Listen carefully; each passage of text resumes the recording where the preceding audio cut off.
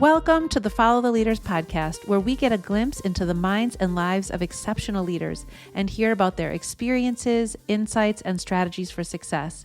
On today's episode, we'll hear from one heart-centered, effective leader and hear about their wisdom and perspective. So get ready to follow along. Welcome back to the podcast. I am so excited for you to be back, and I have especially loved hearing lately how many of you are connecting with each other. Our guests are connecting and starting new projects together, and that has been just so exciting for my connector heart. So I am loving to hear about that. And so please let me know if any of you do end up reaching out to each other. That just makes this all worth it. I love to hear about it. And my guest today is an expert in so many different things. I'm so excited for you to hear from her today. And if you live in Madison, you are impacted directly by her work and have been for many years. She is shaping the way that the heart of Madison, our downtown area especially, operates, looks, feels for businesses, residents, visitors. So I'm really, really excited for this conversation. I'm joined today by Megan Blake-Horst, who has a long history of entrepreneurship right here in her hometown of Madison, Wisconsin. From 2005 to 2016, she owned two micro businesses, Absolutely Art and Mad City Bazaar. Megan has been identified as one of the 32 people you should know in Madison Magazine and a Women to Watch by Brava Magazine. Megan has won many more awards honoring her impressive impact on retail and art, and she currently works for the City of Madison as the Street Vending Program Supervisor, where she oversees the street vending program that includes food carts and food trucks, art and craft, state street night vending, game day and merchant vending, sidewalk and road cafe licenses, and more. She also staffs the Vending Oversight Committee and is a member of the city's Street Use Staff Commission that approves street use permits for special events in Madison. Most recently, Megan co-created the city's Streetery program to provide expanded outdoor seating for restaurants, bars, and taverns across the city. And at this time of year, that is very exciting for all of us here in Madison. Congratulations on all of your success and impact, Megan, and welcome to the podcast. Thank you. Thanks so much for having me. I appreciate it. I have a feeling that your work varies day to day a lot, but could you start by just sort of giving listeners a peek into what an average week looks like for you? What does your work entail these days? Fill us in. Yeah, absolutely. So as the Street Vending Program Supervisor, really looking at all those different pieces that you mentioned earlier in that introduction. So it varies what time of year it is. So in January, February, we're doing a lot of licensing. So we're reviewing documents. We have all the insurance and the seller's permits and all the things to license our vendors and operators. Today, though, it's summer. So we're in the throes of everybody actually operating and not getting prepared to operate. So we're checking in with businesses that we're either coming across that are unlicensed and doing education and outreach to them to remind them of their requirements to operate in Madison and what they need to do. We're also connecting with our community organizations and residents that are looking to have food carts or other type of vending in their neighborhood parks or in their neighborhoods. And then we're also doing enforcement as we're seeing people operating out of compliance. And like I said, we're in education first, but we do get to the point where people are not following that education and having to go down the warning and unfortunate citation piece. But that is the time of year that we're in, is that everyone's trying to do all the things, seeing what other people are doing and trying to follow their lead, sometimes not following all of the right protocol and other times doing an amazing job following that protocol. So it just depends on the day. So, all right, I feel like your work is like an octopus. There's so many different tentacles out there. Just a little technicality question, because I'm mostly just curious. Like when you talk about vending, obviously food carts is very cut and dry of like who's included in that. But like who is included in, or maybe not. I'm getting a head tilt here. Maybe it's not cut and dry. But I guess could you kind of tell us what type of operation would fall under the scope of needing to become licensed or regulated by your program? Probably not the lemonade stands that little kids are doing, but where does it start? Yeah, well, I like to say that vending is a 4-dimensional puzzle. It's always moving. So Madison has a number of different buckets that you might fit into. One would be art and craft vending. So you see the Dane County Farmers Market downtown on a Saturday morning. Across the street from the market itself is all the farmers. When you cross the street, you're now in the City of Madison, not state property. And so the art and craft vendors that you see on the 100 block of State Street would be included in vendors that need to be licensed. Food carts, trucks, trailers, bikes, push carts, all of those are mobile food vending. So they all need to be licensed to operate in the right of way, but also on private property. They need a vending license from my office and in city parks. So if you want to vend in the right of way, which is the streets, sidewalks, terraces, alleyways, basically building face to building face, and then also on private property and in city parks. So I work with our zoning department related to private property vending. And then I work with our city parks division as it relates to our carts and parks program and vending in city parks, whether it's a neighborhood event, day-to-day operations like a Tuesday at the beer garden or events. We also license the sidewalk cafes and roadway cafes. So if you're having outdoor dining in the right of way, you would also need a license from my office. We do have an opportunity at the top of State Street. We call it the TASVOD, or the Top of State Vending Overlay District, which is really boring, but the TASVOD is a little more fun sounding. But at the top of State Street, if you sell product that maybe are outside of our handcrafted, handmade, or personally prepared realm, there are some opportunities at the top of State Street. I also oversee for food vending our State Street Night Vending Program, which is Wednesday, Thursday, Friday, Saturday nights from 8 p.m. till 1:30 a.m. in State Street Mall. Most people call it Library Mall, but in our world, it's actually State Street Mall. I'm definitely in the Library Mall. That was how I always knew it. Yeah. The Library Mall is actually university property, and it's the grassy area between the state building and the library. And there's the fountain and the grassy area. That is actually technically Library Mall, and it's on university property. But the strip down the middle, where we have 23 food carts, 6 art and craft vending spots, and then also people expressing themselves politically, religiously, or otherwise. Those are our TE&M permits. So you might see somebody in State Street Mall talking about something that would be protected under the First Amendment, but they're wanting to put a table or have a rolly cart, some sort of infrastructure on the sidewalk. So people in Madison can express themselves about whatever they want, just standing there. They can spout off any of their beliefs, political, religious, but if they want to put something like on the ground, like a table, that's when they need a permit from our office and a site assignment on where they can be. So all of this is going to be really, really familiar for all of our Madison-based listeners. But if you're not from the Madison area or aren't familiar with it, our downtown area is such a really cool mix of types of activities. As you just heard, there's like so many different references to, well, this is library property, or this is university property, this is state property, this is public property. It's really unique. There's a State Street area. And Megan would definitely know the formal names better. But my layman's explanation is that our State Street, which is a pedestrian and bus passage street that has normal cars can't drive on, and it has shops all the way and bars and restaurants, and it is sandwiched between the University of Wisconsin-Madison and then our state capitol building. So it's a really unique landscape, and it's like rich in business and the culture of our city and tourism and just life down there. So it's really the hub of Madison. And additionally, it is on the isthmus too. So it's only 6 blocks wide at its widest, maybe 8 blocks.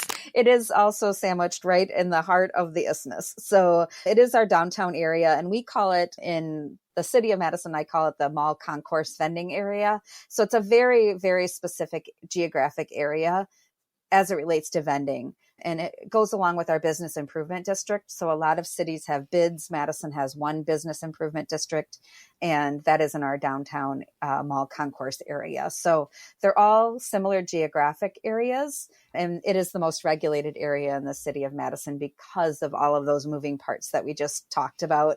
And there's also tons of brick and mortar, residential, hotels, you name it. It's also where a lot of people protest. It's also where a lot of people express themselves in all sorts of ways: runs, races, fairs, festivals, carnivals, many of which all happen simultaneously on the same day.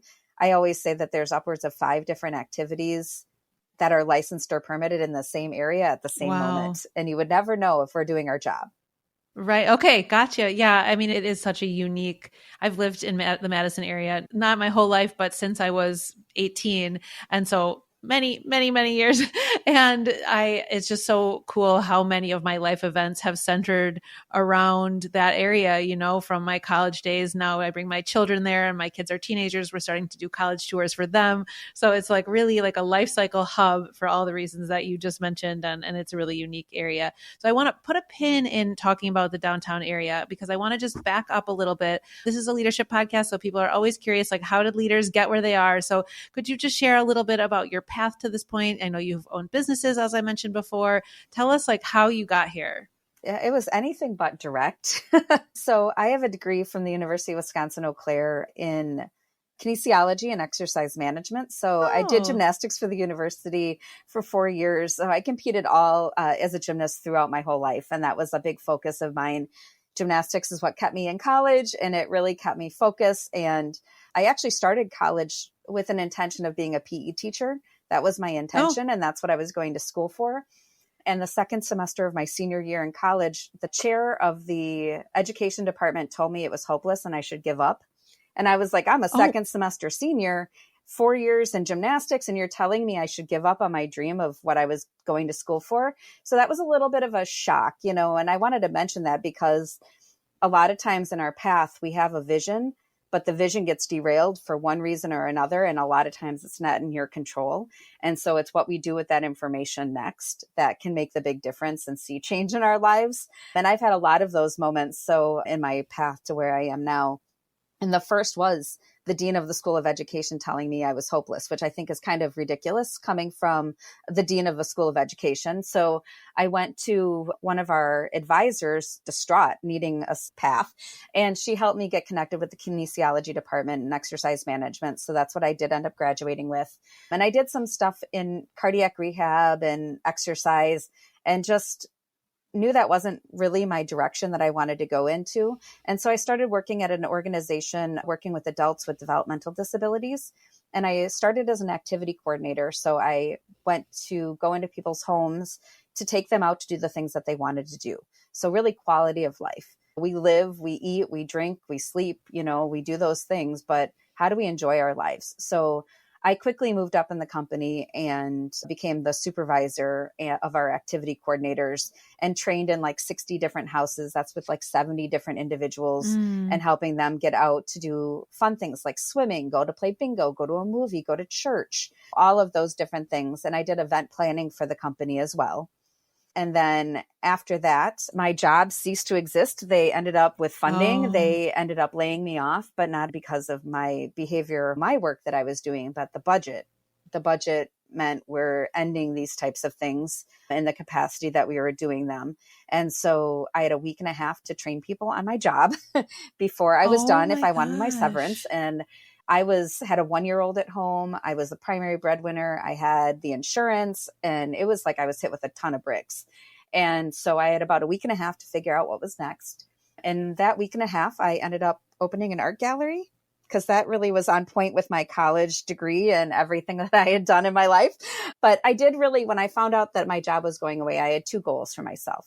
One was I want to do something that I could use my experience as a manager or supervisor, and I wanted to learn something new along the way. So opening an art gallery was on point with both of those goals. And so from there, I trained people how to do my job and then had a tagline of Madison's community-based art gallery. And I took that tagline and I opened a brick and mortar art gallery on Atwood Avenue. So it was actually 2 blocks away from the house that I grew up in. So I was very familiar with the neighborhood and the experience of the neighbors and what people wanted. And I knew a lot of the people in the neighborhood as well. So I started with about 40 artists, but by the time I was done after 10 years, I represented over 250 local artists from Madison and the Madison area. And then I ran monthly art openings. So in 10 years, that's like 120 individual events, plus hundreds of other events that I ran through there, like fashion shows. And the community would come and say, I want to do an art class. Can we use the backyard? So we do all sorts of community outreach. I then started hanging artwork at the coffee shop next door. I got hired by a number of libraries in town to come do art installations around Madison. and really grew that business. But after about 9 years, it was time to really look at what was next. So I announced that I was closing my brick and mortar art gallery. And simultaneously, I started another business, Mad City Bazaar, because why not? On the heels of that, I also, during that time, started working with the county. And I started doing business to business art fairs and creating an art entrepreneurial program for the county, which is still going on, called Dabble, Dane Arts by Local. And it's through Dane Arts. And so I've helped them for many years and still read grants for Dane Arts and do lots of things related to that for them. And then I applied for the current job that I have, and there were about 437 other people I heard that applied for that job. And I was fortunate to be hired for that position and had to promptly step out of about 90% of the things I was doing because they were a conflict of interest with my current job. And so I slowly stepped out of all of those to ensure that I wasn't going to have any conflicts of interest. And it was fortunate with those two businesses, Mad City Bazaar and Absolutely Art. I knew about 70% of our art and craft vendors and about 70% of our food vendors by the time I started this role. And so I had already had relationships with them. And so I was able to seamlessly not be an unknown face that was coming in. I took over for someone that had my job for 19 years, and I'm only the third person to hold this role. It's actually, the title has changed recently from coordinator to program supervisor because it's adapted and evolved quite a bit over the last 7 years. And really, I think it's the only position in the United States for any city that is a role that focuses specifically on vending as a micro business entrepreneurial perspective. Most other cities, vending is in all of these different other spaces. But in the City of Madison, it's in our Economic Development Division in our Office of Business Resources. So really looking at micro vending and micro businesses as a huge piece of our ecosystem. So yeah, it's been a long and winding road. I've done a number of other things related to that and helped a number of other organizations get started, like the Little Free Library program and the Madison Public Market and the Market Ready program and a number of other things along the way. But those are kind of the big steps that got me to where I am today. So my degree in kinesiology, working as a bureaucrat, running city vending, you know. Oh my goodness. Oh, well, I love that so incredibly much. First of all, thank you so much for candidly sharing about all of those big transition moments, even the ones that like weren't your choice, because I feel like that, especially in leadership, we love to celebrate the wins. We love to talk about where we are now, and we are celebrated for where we are right now. But everybody has had those moments, right? Where like, okay, the plan that I thought was the plan is no longer the plan. And so people like you are going to take those moments and make the most of them, but that doesn't mean that they are not incredibly difficult and you're staring in the face of so much uncertainty. And so thank you for sharing about those moments and the times where you did walk away from something that you had created that you loved, I'm sure at one point, and you were like, the time is now to change. So thank you so much for sharing that. It's so relatable and so fascinating too. So thank you so much for sharing about that. And I appreciate you saying that, but I do like to be as open as I can because especially as entrepreneurs and others are looking at leadership, it's never easy and we're always faced with adversity. And it really is, what are our choices that we make from that? It's okay to sit in the frustration, fear, anxiety, anger, all of those emotions that kind of come along, especially when it's not in your control. But finding a moment to take a deep breath and really focus on what your goals, your own mission and your own vision and values are, and then readjusting to what is next for you, I think is always incredibly important and something I try to stick to, especially when things come at me that I don't anticipate, because I'm a creature of habit. So I'd probably still be working in all the places that I was working before if other life changes hadn't sent me in a different trajectory. And so I have to keep remembering that. And the older I get, the easier it is because I've had more experience. But boy, when I was younger, that was not easy. Totally.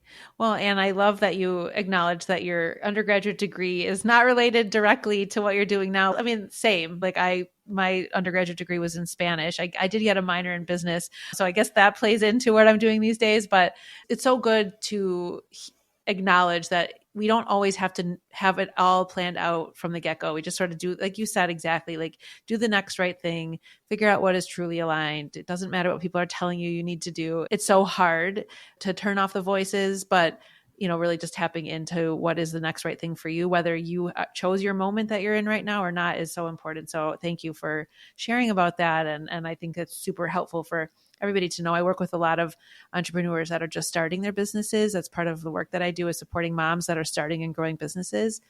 And what we work on the most is accepting and welcoming that we don't know, that they don't know exactly where their business is going to go. Like they can think they know, but they're not. It's going to, if you are going to survive in business and thrive in business, your business is going to adapt so many times along the way. And so being really in tune with the why of why you're doing it, but being willing to throw a bunch of noodles at the wall and see what works. And when something stops sticking, throwing a different type of noodle at the wall, with the why in mind is really the only way to go and grow and thrive. Yeah, absolutely. And, I look at that a lot. I always joke that my store was my second of my 3 babies. I have my first, then I had the store, then I had my second baby. And raising a business is like raising a child. There's a lot of things, especially that your moms will catch into. Like, it is cultivating and raising a part of you. And I think for me, when I closed Absolutely Art, that was a piece of it, is that having someone else take my child and run with it was just something I'd put so much into that. And so much of the store had to do with me and my personality and my connections that I had made. And so to have someone else take that over, after that many years, was just a little too hard for me. But I do find myself now using a lot of those skills. And when I meet with new entrepreneurs, one of the first things I tell them is that I have run businesses and I have run brick and mortars, because they see me as a bureaucrat coming into the cityscape and licensing and enforcement. It's scary, especially for new vendors, to make that outreach to the city to find out what they need to do. But it's so important and integral to their success that I like to tell people, especially our art and craft vendors, that I ran an art gallery for 10 years, because they're like, what does this bureaucrat know about handmade art and craft products? You're like, everything. I know everything about it. I've judged art fair on and off the square and juried it. Like I've been down that road. I've created policy. Like I get it. But I do that on purpose, because I do want people to know that we are real people. And our goal is to help businesses grow, establish, and thrive in the city of Madison. And to do that, it's stepping through this very, can be overwhelming and complicated procedure, especially if English isn't your first language, if city ordinance isn't your first language, which it's not for most of us. And I do a lot of technical assistance and supporting people in what to do next, because there's a lot of misinformation. There's a lot of perception and perceived ideas. And then there's the reality behind all of that. And often we can get to yes, but you have to know how to ask the right questions. So when people are like, what permits do I need, Megan? I'm like, well, none, but you need licenses. So I'd encourage you to say, what licenses or permits do I need? Because you're often in reaction mode when you're starting out, and you're not in responsive mode. You're always just behind the 8 ball trying to put out the next fire. And one of my goals when I work with entrepreneurs is to help them be more educated on what they're trying to do and help them give words to the questions that they don't have words to yet. So I can read between the lines when entrepreneurs come to me now, and they're often asking very misdirected questions, although I know what they're actually asking. So I try to loop them back and say, I'm going to clarify. And I always like to start with their goals, because if I understand their goals and their vision, I can help answer the questions they don't know how to ask yet. But I do understand that I come to this from an entrepreneurial perspective. So I come to our vendors with a very different way to help guide them than a lot of other agencies might, or other cities might, because I've walked the walk before and I know how hard it is to be in that reaction mode, that I try to help guide them hopefully a little more quickly than they might if they just started, cold calling. But that's the reason why my office is in the Office of Business Resources, because that is our job in the Office of Business Resources, to be a resource for entrepreneurs and large corporations that want to grow, establish, or hold their business in Madison. Well, I love that it's such a perfect segue from what we were talking about how, your path evolved and one thing led to the next and the connections led to the next thing, even if it felt like a hard shift, it all connected. And like you said, when you came into this job, you were already in contact with so many of these businesses. So that is such a beautiful transition to being able to support them in a new way. And so I'm just curious, as you think about, so now you are coming at it from the city side of things, and you have to be in this constant balance between keeping things in compliance, but also encouraging the vibrancy of the area. This is a place that you grew up, you now live as an adult. And so you understand this from, like you said, all sides. So how do you, as you work through all of these tasks that you have to do and manage both the compliance side and the regulation side and supporting these entrepreneurs, how do you weave these two goals together in your work? How do you stay sort of balanced in all of that? Yeah, it's tricky. It's every day is different. And we get a lot of different entrepreneurs coming to us with new ideas all the time. And so the new ideas are the ones that we look at, what box do you fit into? If you don't already fit into a box that we have established, why? And why don't you? And then educating people if the answer is a no. Or it's often yes, when, or yes, if. It's not often a hard no. Although when I started 7 years ago with the city, there was no vending on private property. There was a very expensive way to vend in city parks. Our outdoor dining wasn't in the roadway. It was only on the sidewalk. And, our food cart review process was antiquated. So a lot of it is looking at the objections that I'm getting, like what are people complaining about? And is there something we can do to change the rules and regulations to get to yes? Sometimes it's a programmatic change, though. Like our State Street night vending, it was late night vending until April 15th of this year. And it had a different timeline, dates, days, hours, that sort of thing. We had a lot of really challenging experiences with our late night vending program as it was. Some made national news, some made local news, some made no news, and it was kind of everything in between. And I was working with our police department, I was working with alders, I was working with residents, I was working with the food carts, and I was just gleaning as much information as possible. And then was given policy direction to make a change to the program. And so I was given 5 years, but we needed an extra because that darn COVID got in the way and threw off 3 years of our planning. So sometimes there's that, that comes in the way. But we just finally got our new program approved, right? So that one took 6 years of change and listening and starting over, basically. Other things, COVID, for example, shut down all of our restaurants, and we had to pivot to respond to a national crisis.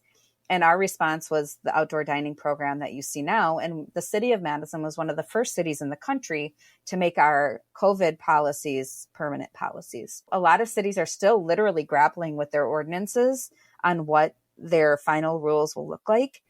But we wanted to make it permanent once we got outside of those emergency orders. Our art and craft vending policy, for example, right now, our regulations and ordinance related to them, there's some real outdated pieces. There's things that are like, you have to print your own photos in a darkroom. That's kind of antiquated. There's nothing about digital media. There's nothing about digital manipulation of photography or other ways that 3D printing.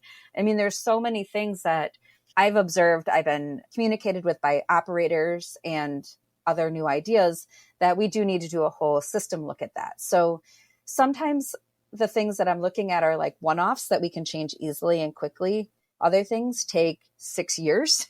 Other things, our art and craft ordinance, for example, and the regulations, I want to do a whole review of those to bring them up to the 21st century.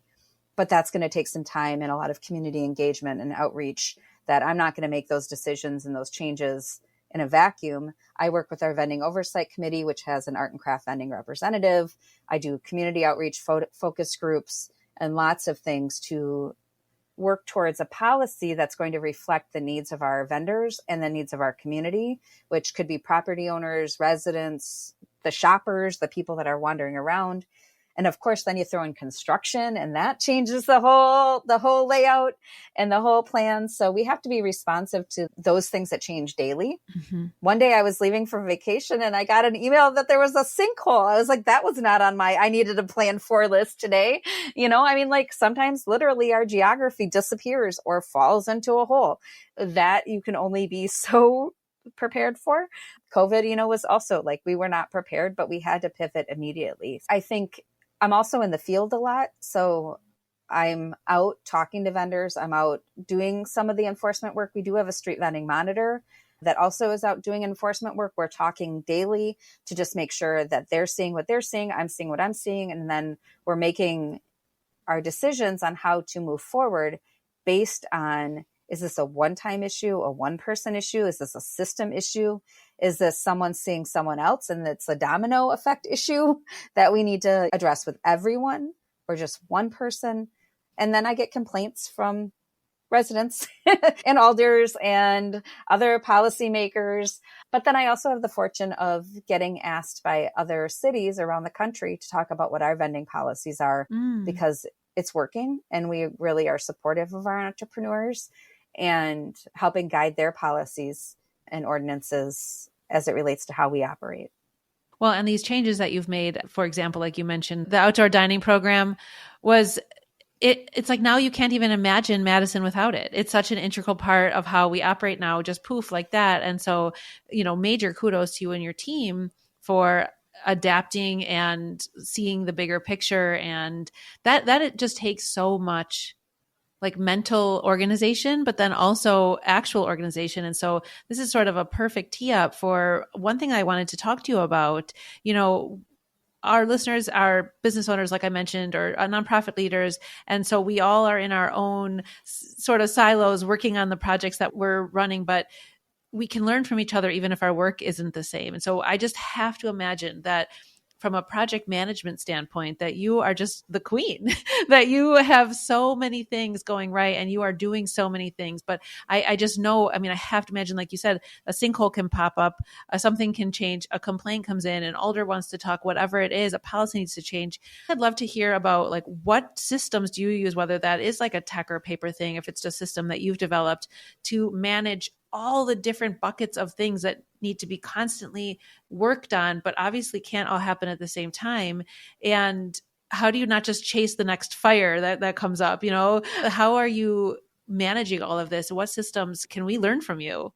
Yeah, it varies on the moment, but I definitely use the continuous change focus that we're always moving through continuous improvement. That just because something is done doesn't mean it doesn't need to be reviewed and looked at again. It can't just be done and put on a shelf. Ordinances are dynamic, moving documents. They're a living document and are continually changing. And, some of those things that either I observe, but again, I don't always get to decide what gets done. I have to also answer to the mayor and our alders because they are really the policymakers. They're the ones that make the final decision and the final vote. I have the vending oversight committee that our vending policies run through. So we have 4 technical advisors, 2 food cart operators, an art and craft vendor, and a sidewalk cafe operator. They don't get to vote, but their input and impact on the policy is huge because they're the ones doing the work out in the field. But then that tends to be, for the majority of our things, gets a final vote by the council. So the council is really making that final decision. I rely a lot on spreadsheets. Okay. Spreadsheets are and OneNote right now are like 2 of my favorite tools. I haven't used OneNote enough yet because I know that there's some features that I could start wrapping in my colleagues into some of those systems. I was solo for a while. So I have a new colleague, which has been great. So we're like trying to figure out what our systems and how we best can work in the systems that I already have designed, but also how do they need to improve and change for them and for me and how we work together. In the city, unfortunately, we don't have a very dynamic system. So we're not in like Google where we can all work on one document at the same time. We're having to do a sharing of the document, share it back to me. It's just, we get in the way of our own self sometimes, I think. So when I can go rogue and use like Google and Google Docs and dynamic documents that multiple people can work on at one time, That's incredibly helpful. The city is trying to, we're improving our systems a little bit, but finding those ways, I like to say that I work dynamically in a very linear, static system. So I certainly use spreadsheets a lot. So each license type that we have has its own spreadsheet with its own tracking related to each of those.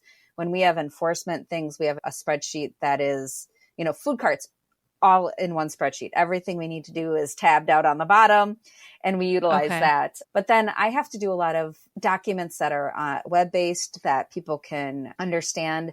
My emails are constantly trying to give people the answers to the questions before they ask them, to try and limit some of that one-on-one. But sure, I find that one-on-one is the best. So I do a lot of one-on-one communication with entrepreneurs. I really am constantly, I am a big fan of the paper to-do list, both from keeping myself organized and also the pleasure of getting to cross it off. OneNote also has that check-off feature too, which I appreciate, anything that I can utilize. But when I have to work with multi-agencies and community stakeholders, that's becomes a different level of organization and dynamics, and ensuring that the people that are also on those teams have all of the information. So I'm a more information is better type of person, but I also have to be responsive to those that can only take little bits of information at a time. And so I'm constantly altering my teaching philosophy and modeling, and also my learning. So as I learn and glean from someone, when they're like, I give them too much and I see them gloss over, I try to take a step back and say, I also provided you that in written documentation. So trying to follow up, especially when I'm doing enforcement and those sorts of things, the face-to-face, but also the written documentation, because you always need to go back and you always got to pull forward that email that you sent someone before. And they're like, you never sent that. I did. Here it is again. But I understand, when I'm working with entrepreneurs, I'm giving them a ton of information that I'm very comfortable and familiar with, and that they are like drinking from a fire hose. And so when I have to do enforcement, I usually start with the education and say, I know that we told you this at the initial meeting, but this is the actual practical application of what I was talking about. Remember when I said, this is the thing you can't do? You're actually doing it right now. And they're like, oh, I didn't realize that's what this was. So a lot of times the people that I'm working with, when we're doing enforcement, it's not because they're wanting to do something wrong or it's out of malice. It's out of just trying to absorb too much information at one time and trying to then implement it. And they just need some reminders. It's when we start to see people not following those reminders and the written. Right. When I email you, it's really important. I don't email you just to say hi. If I had that much time on my hands, that would be great. Street vending and vending is on a cycle. So we have our busy licensing season. We have the implementation where we're in it, which is, April to November. And then we circle back to the winter to kind of do that continuous improvement. What went well? What didn't go well? Now we have some bandwidth and some time to do some of these policy changes, but we have to have someone direct us to actually do the policy change. I can't just put it on my work plan. So I'm in that governmental world where we have to follow those protocols and those process. And also, it's not just something that can change overnight. A lot of times I have to get on the council agenda to make that thing move, which actually means it's a month out, because I can't get to the right agenda with working with the city attorney, getting all of the information drafted to get it into the process that will then take another 6 weeks, because it has to go out to all the right committees. And so I have to continually to educate people on how does policy change. It's not Megan's rules. Megan doesn't make these rules and change them overnight. Mm-hmm. These are the city laws and the ordinance-based decisions that we're making. And so we're not as quickly able to pivot as a private business would. And people get a little confused with that. And they have layers of city and state and county government that they have to navigate, depending on what they're trying to do. And then occasionally we get given the gift of an emergency order, which allows us a lot of flexibility. Yeah. But unfortunately, the catastrophic part of emergency orders means there's an emergency. And so you're also dealing with something else. So, when people saw the outdoor dining change so quickly, that was under emergency order.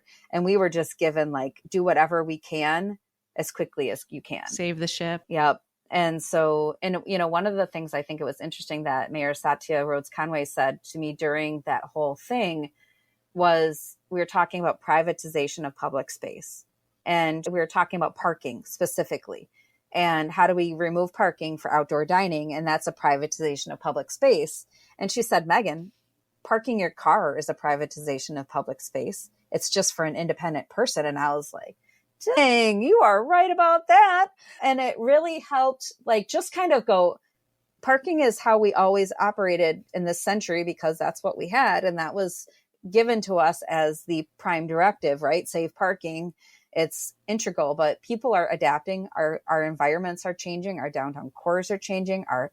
We're getting bus rapid transit. Our transportation systems are shifting. B-cycle, micromobility, all of the things are changing. And so what was the status quo does not mean that's something we have to hang to for the rest of our lives. And that privatization of public spaces totally change. Hearing that, cars are, you're right, they are. Yeah. So I like to say, how do we figure out how to share our public space so that the most people can have the most benefit from how we share our public space? And I am fortunate that I get to look at the fun things that happen in that public space, and how do they all operate together and work together, because they all do connect to each other, and they connect to the brick and mortar businesses and their tax base and their growth and their development. And it's a whole ecosystem. It's not one against each other. It's how our ecosystem all works together.